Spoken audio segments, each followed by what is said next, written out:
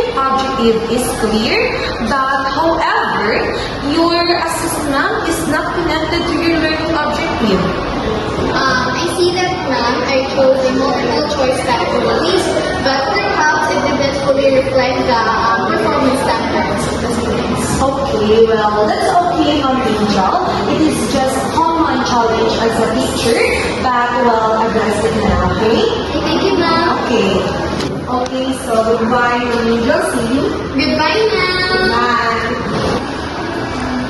Hi guys! I'm sorry I was absent yesterday. Do you have activity? Yes, we have an activity.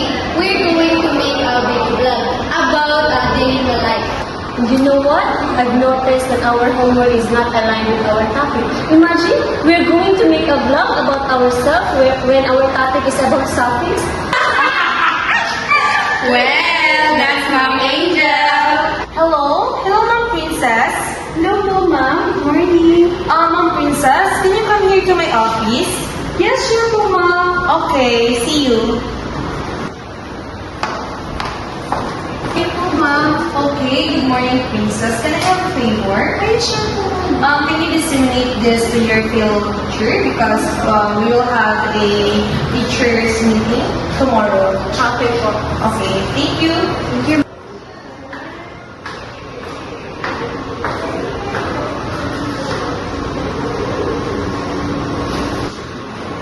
Hi, Ma'am E. Hi, Ma'am Angel.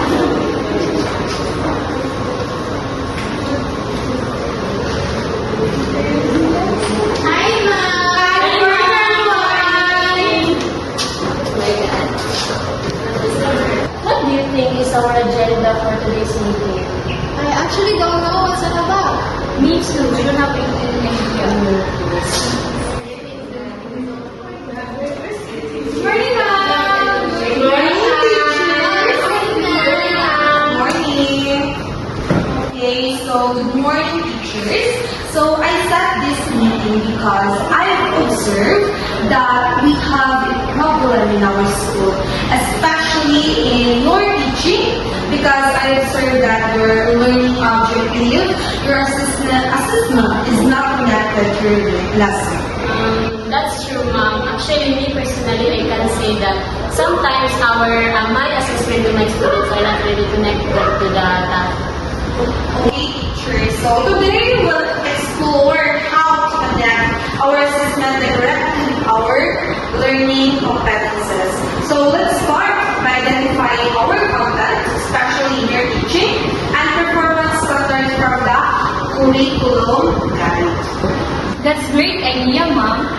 Okay, so in that situation, so do you have any idea how to cope up with this problem, teachers?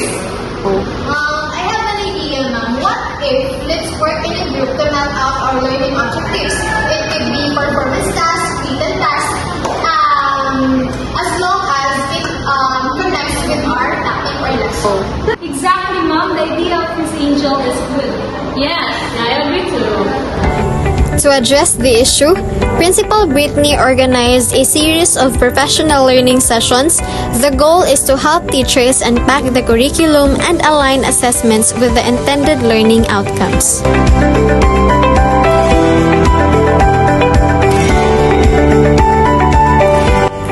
While teachers begin discussing and mapping, Principal Brittany walks around to guide them.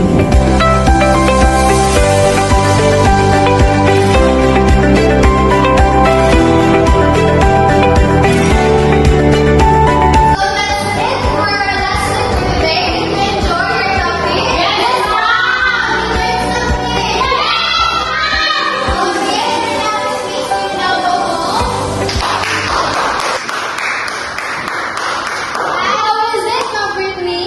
Yes, that was perfect, Ma'am Angel. So that means that our plan succeeds. Yes, Ma'am Angel. Thank you so much for Yes, and thank you so much, Ma'am Thank you, Angel. ma'am.